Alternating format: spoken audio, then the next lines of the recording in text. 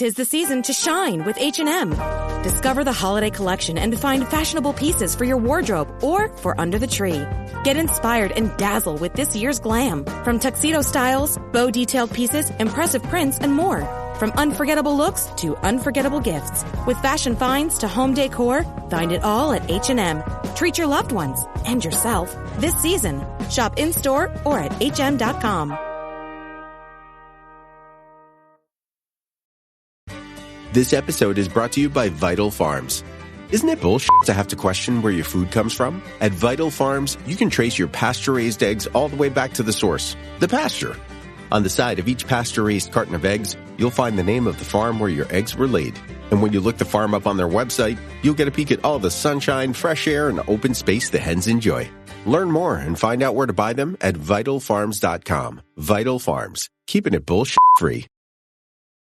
This episode is brought to you by Kia's first 3-row all-electric SUV, the Kia EV9, with available all-wheel drive and seating for up to 7 adults, with a 0 to 60 speed that thrills you 1 minute, and available reclining lounge seats that unwind you the next. Visit kia.com/EV9 to learn more. Ask your Kia dealer for availability. No system, no matter how advanced, can compensate for all driver error and or driving conditions. Always drive safely. This episode is brought to you by Shopify. That's the sound of switching your business to Shopify, the global commerce platform that supercharges your selling. Harness the best converting checkout and same intuitive features, trusted apps, and powerful analytics used by the world's leading brands. Stop leaving sales on the table. Discover why millions trust Shopify to build, grow, and run their business. Sign up today for your $1 per month trial period at shopify.com/tech23. This episode is brought to you by Klaviyo, the platform that powers smarter digital relationships. With Klaviyo, you can activate all your customer data in real time, connect seamlessly with your customers across all channels, guide your marketing strategy with AI-powered insights, recommendations, and automated assistance, deliver experiences that feel individually designed at scale, and grow your business faster.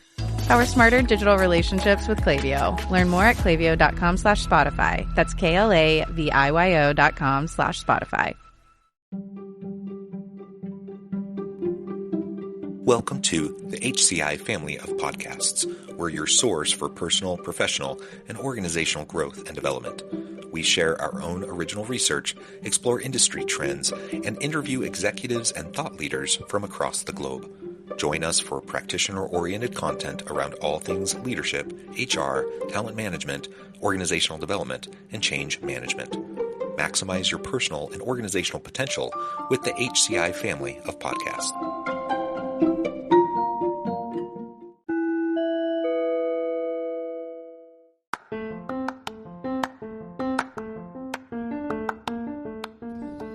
Welcome to the podcast. In this podcast episode, I talk with Damien Filiatrault about choosing a distributed model and hiring remote and freelance workers within the modern world of work.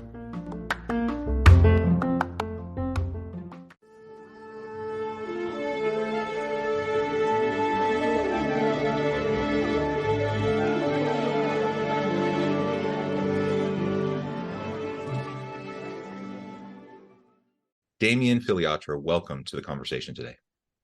Thanks, John. It's a pleasure to be with you. You're joining us from California. I'm south of Salt Lake City, Utah.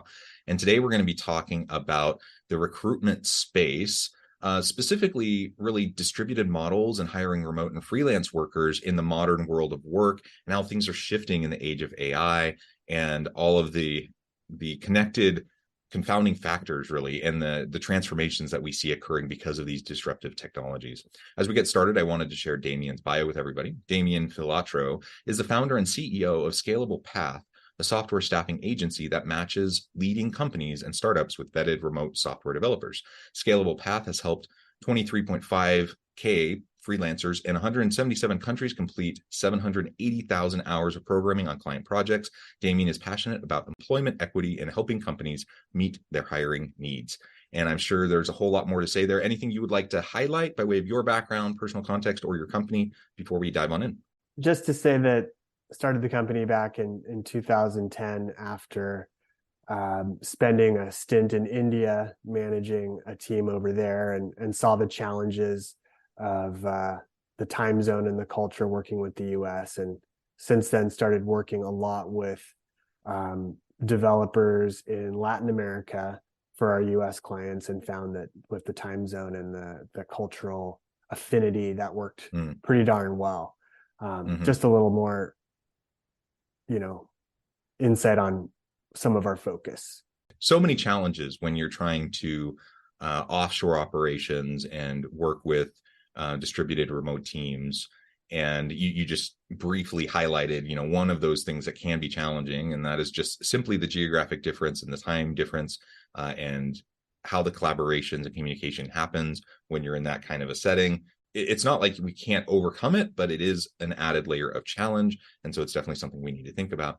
All right. So as we set the stage for the conversation today, maybe we can start with your kind of general assessment of where we're at in the modern world of work in relation to tech, because a lot has happened in the last year, particularly the last 8 to 10 months, especially around AI. I mean, just within the last couple of days, there's been some pretty major tech announcements and new AI offerings that have come out.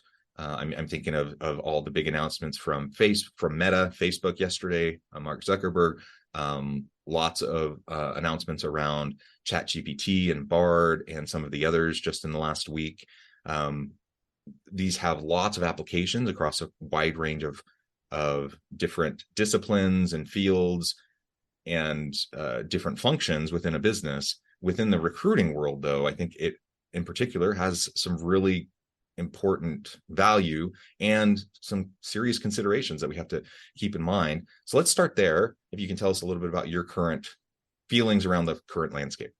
I'll keep it high level at first and say that, you say in the world of tech and recruiting, you could take that two ways. You could talk about technology that recruiters use. Yeah. And you could also talk about, technical recruiting, like recruiting technical talent. And we're doing both of those things. I'll start by saying that in the world of software developers, I think we were potentially one of the first industries to embrace remote work, because it works really well. And maybe we're a bunch of introverts at heart and programmers, but just coding on your computer and pushing your code to a repository, and it just sort of works. So I think even before COVID, we were all doing that. And so that's just one observation. You've seen it spread into other industries through COVID, and then other industries have started to pull back. Where it will stick is interesting. But one topic that we could go into, but I'll just make a comment on, is that there's always a balance as a company when you're hiring and you're considering working with a remote team, is what's going to make your workers happy, right? And there's a balance of power shifting there, where it's like some of the best workers out there really want to be remote. And if you're not going to offer that as a company, you may be missing out on that, not to mention the benefits to the planet and to people's lives. But so the remote, in my opinion, is here to stay for a lot of industries, and it's something that we're going to have to embrace. Now, going back to your other way you can interpret your question of like tech in recruiting, there are a lot of people out there who have been using automation in QA. I mean, we've been doing that for a while, and then more recently, AI. AI, I would see as a subset of automation. It's just a more advanced form of automation in hiring. And I think that my personal opinion is there's a lot of good tools out there. You have to be really careful about where you implement it in your process to make sure that you don't degrade the process for either the applicants or your clients, the hiring, the person doing the hiring, whether that's yourself or a client of yours. And I think, in my opinion, a lot of the companies out there are taking it a bit too far on the AI and automation. There's a little bit of like a hype going around where everything's got to be AI, or that the thing you've got to prioritize is saving cost at all cost, right? Or, Yeah. And I think if you try to offload some crucial steps like interviewing people by AI, I think AI can do it, right? But are the results really good or reliable? I don't think we're there yet. And I think a lot of people are kind of pretending that we are there, and just because it can save them a lot of money or time, or even potentially they can tell a story to VC companies to get funding for their product, and VCs are eating up the AI story.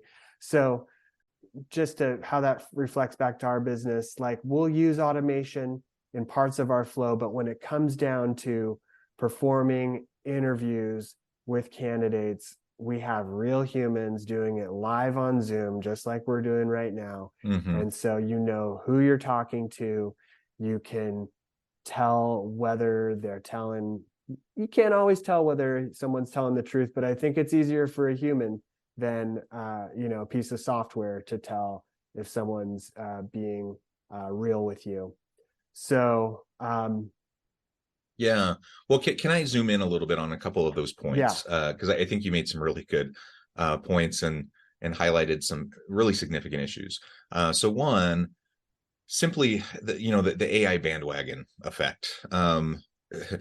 Things have developed so rapidly over the past 8 to 10 months. I mean, AI is not new. It's AI, deep machine learning, and other forms of automation have been around for a really long time. As we've always been trying to figure out how to do things more effectively and more efficiently. What's happened in the last 8 to 10 months is just the rapid usage of AI by the random company, right, and the random user, and the number of tools that are being released on a regular basis. So the primary platforms themselves, you have OpenAI and ChatGPT, for example, or you have Llama and Meta, and you have Bard and Google, and so on and so on and so on. All of these companies keep on rolling out new features at a very rapid pace, and then users or various companies are then spinning out new tools utilizing and based on these AI frameworks, and those tools are coming out constantly. So almost a week doesn't go by that we don't have at least a couple dozen new business application tools that utilize AI in some way, these large language models, which on one hand is really cool, and it's a fun kind of wild west world of like all these potential opportunities. On the other hand, what I see as a very dangerous thing is not even the ethical concerns of AI and all that. That's a whole other conversation, but just like the practicality of being able to use all of these tools. So I see so many companies, because the siren song of efficiency and productivity and everything, they just keep adopting tool after tool after tool, and there's no possible way you can use all those tools effectively. So you start to get buried by tools, none of which you're fully utilizing, all of which are still kind of building the plane while they're flying it. None of them really quite know what they're doing, and they haven't really proven their use cases yet. And so I'm all for experimentation, but you have to be very careful that you don't, start drowning by just the mass amounts of these tools that are out there. And you're constantly, you could very easily burn out your team with rolling out new things constantly, literally almost every week, if you were on top of all the new releases of AI tools. Another thing that you mentioned, specifically in the recruitment space, is there are very important human touch points in the applicant experience process, right? And so you have to think about the applicant experience and how that feeds into the employee experience. And you want people to have a really great experience.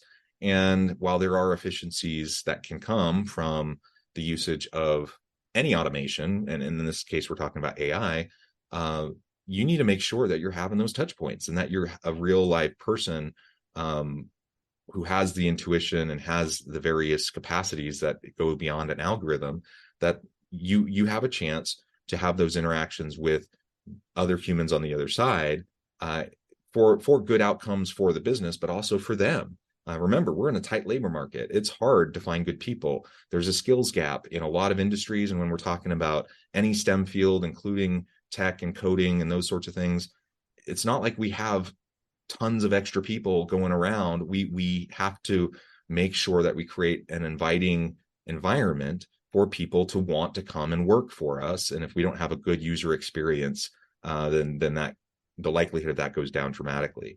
And I don't know about you, but I've heard lots of people talk about features, for example, like LinkedIn, and you can apply to jobs on LinkedIn super easy, right? You can have people identify you and reach out to you. I get like bombarded constantly daily with like recruitment emails, spam and stuff like that. But also, if you ever go into like the jobs area of LinkedIn, I mean, they have like quick apply kind of features, and you can go in, and if I wanted to, I could probably spend an hour and apply for like 50 jobs, super fast and easy. The question is, does it do any good? Does anyone actually look at it? Because all of that is just AI algorithm behind the scenes trying to figure stuff out. I 100% agree with that. Absolutely. I mean, you bring up a good point there. Like, all this automation is just automation is a big bucket, right? Yeah. And so, but I want to come back to two things you said. But yes, this thing where, oh yeah, our lives will just get easier because we can automate the application to a position, or automate the parsing of a resume, or the review, or we can send a candidate a link and say, record your own interview with this AI, and then we're going to analyze your answers. And then no, humans aren't doing anything anymore. So then you just, instead of getting 100 or 200 applicants for a job that a human could actually parse, now you've got 1,000, and you actually can't do anything without AI because you're never going to have time to do it anyway. And all you needed to hire was one person anyway. I mean, do you really need thousands of applicants necessarily? Like, so there are so many things to unpack in there too. I mean, like, I can share a link with you, but digging into the area that I'm most kind of paying attention to is like, can AI actually like review someone's resume and like interview them and actually replace the human recruiter? And like, so far the tools they're just not showing it. And there's an example from an MIT podcast that I can share with you about this company that claimed that they could do it. And, you know, the applicant the MIT podcaster was testing it, and they answered all the questions in German, and then they like passed the interview that was supposed to be in English. It's just so silly. And a lot of these tools are also, you have to be so careful too, because as we know, like, you know, there's a big issue with you know, trying to not be biased or discriminate against different people. And a lot of these AI tools end up being worse than humans at stuff like that. And so when you leave things in the hands of these tools at this point in time, like, I'm not saying it could never happen, maybe if we get to some future level, but right now we are just not there. And you need to have humans to have good results, but also like you mentioned, like, there's an experience that a client has or a candidate has when they talk to a human and they feel valued. You know, like, if I'm a software developer and I've got a job and I'm trying to be lured away to work somewhere else, Right. Am I going to spend time with a human who's actually saying, hey, I'm going to spend some of my real human time with you because I think you're interesting? Or am I going to spend an hour or two doing automated tests for a company that won't even take any of their time to talk to me, that may never even be reviewed by a human? So we could go on and on about that topic. For sure. And just to put one final, really fine point on it, we both mentioned it, but I think it's really important to note, is just, again, reminding us that, in a few years from now, 5 years, 10 years from now, who knows, the pace of development and the refinement of these tools is mind-boggling. And so who knows how long it'll take to get to the point where perhaps this conversation is a little bit obsolete, and maybe the tools are just way more refined and better than they are now. But right now, we're in the wild, wild west of these tools and their capacity. And there are still tons of limitations. So I'm all for embracing technology and experimenting and, figuring out what the use cases and how they can be useful. I'm all for all of that. And I think we totally should be playing in the space, in the sandbox, and trying to figure out what works. But that's a different thing than just like wholesale adopting a new unproven technology and saying, this is our answer, this is going to fix everything for us, because it's just not true. And you're going to end up causing all sorts of, unintended consequences that you haven't even conceived of yet, that not just you haven't conceived of yet, but that like society at large hasn't conceived of yet, right? Because it's all so stinking new. So all of that's really, really important. All right. Let's pivot now and just talk for a few more minutes about, again, within this context of AI, automation, both in terms of the tools recruiters use in recruiting, but also how it can be utilized by developers, like you were mentioning. It's kind of a multi-pronged thing, and how we can frame it up. Let's now think about this in terms of distributed models of hiring remote and freelance workers, because as you aptly mentioned on the outset, coding and a lot of tech types of positions actually have been very well suited for remote, hybrid, freelance, distributed work for a long time. And that's only increased over time. And of course, the pandemic kind of thrust us into this new world of work where more and more companies are embracing remote models. I guess the question I have is, for anyone listening who's still wrestling with this, or maybe they're thinking, I want to do a back to the office mandate, as many CEOs are doing. What are kind of the pros and cons, and what do you see as the primary benefits of choosing a distributed model, especially when we're talking about hiring freelance developers? Yeah. Okay. Well, I'll definitely have a lot to say about the pros and cons of remote. I mean, number one, first and foremost, most people like it. It's a big perk, unless you're certain type of individual, like you're in your 20s and you're looking for that sort of networking in real life and meeting people, or which is valid, right? There are certain, or you're just a very like gregarious person that you just need that human, there's, I'm not saying that it's there aren't certain people that prefer it, or you're in a certain industry, like you're a doctor, you've got to, telehealth is real too, but there's just certain things. You're in manufacturing, I don't know, you've got to do hands-on stuff. It's not going to work.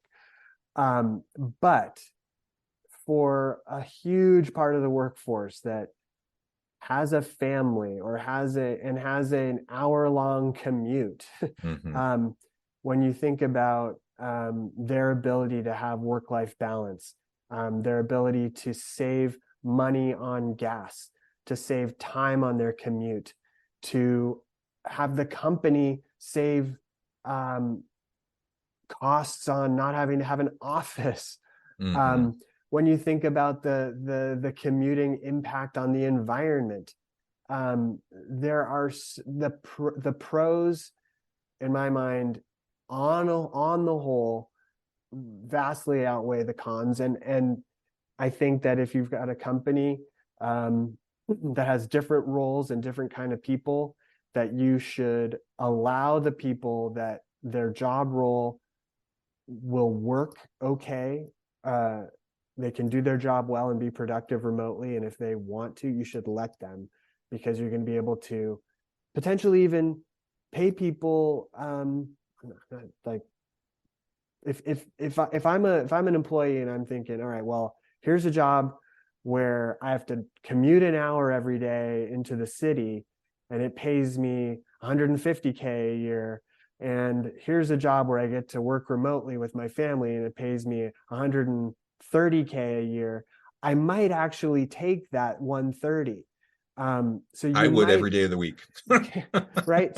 So like you might be able to just consider that a perk, and you're saving money yourself. So I'll just say that at first about, I think it's here to stay for the industries that can support it.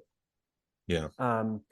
Big proponent of it. Okay. Now within tech, I think that, you guys have, if you're not in tech, some people haven't heard of like agile methodology, or in particular, there's Scrum and Kanban. And I think that the Scrum methodology that has been embraced by software developers, kind of by following some core parts of that, you kind of mitigate some of the problems with being remote, which are like, people not feeling connected. People. And so one of the core things of Scrum is that every day you have a team and they get together on a daily stand-up call, and you try to do it every day. You don't have to do it every day, but it's on the calendar every day. And you get together and everyone on the team sort of says like, hey, usually inevitably you get on, and while you're waiting for everybody to join, everyone's, oh, hey, what did you do? What's going on? And people feel like a little water cooler kind of thing going on, and they talk and they connect. And then everybody says, hey, whatever goes around is, well, okay, this is what I did yesterday. This is what I'm going to be working on today. These are the questions I have. And it spurs conversation and connection. And that sort of, not all software teams follow that, but we try to make teams follow that. And I think it goes a long way. When you follow that methodology, you don't just let people go remote and don't kind of add any sort of structure that forces them to come together and collaborate. Yeah, I completely agree. I think finding ways to embed touch points with remote or hybrid workers, you can build in mechanisms. It doesn't happen as organically as it might in a physical office space, but it doesn't mean it can't happen. You just have to, whether it's a Scrum or there's a variety of things you can do to just make sure that you have mechanisms for people to be touching base and interacting with each other and feeling a sense of belonging and community and collaboration and all those things, which are usually the things people are highlighting when they say, oh, you got to get back to the office. Well, Damien, I know at the time I'm going to have to let you go here in just a minute, but before we wrap things up for today, I just wanted to give you a chance to share with the audience how they can connect with you and find out more about your work, and then give us a final word on the topic for today. Well, they can connect with me by going to scalablepath.com and either filling out the contact form, or if you're looking to hire a software developer or designer or any sort of person to help you build a digital product, you can click our Hire Now button and tell us about what you're looking to do. And the final word, I guess, it's an interesting time with AI and remote work, but I would say that what's coming out through all of this is the importance of human connections through all of it. I think that's a common thread through everything we said, and I definitely believe that. And if you stick to that, you'll be all right. Yeah, well said, Damien. Thank you so much. It's been a real pleasure. I encourage the audience to reach out, get connected, find out more about what Damien and his team can do for you. And as always, I hope everyone can stay healthy and safe, that you can find meaning and purpose at work each and every day. And I hope you all have a great week.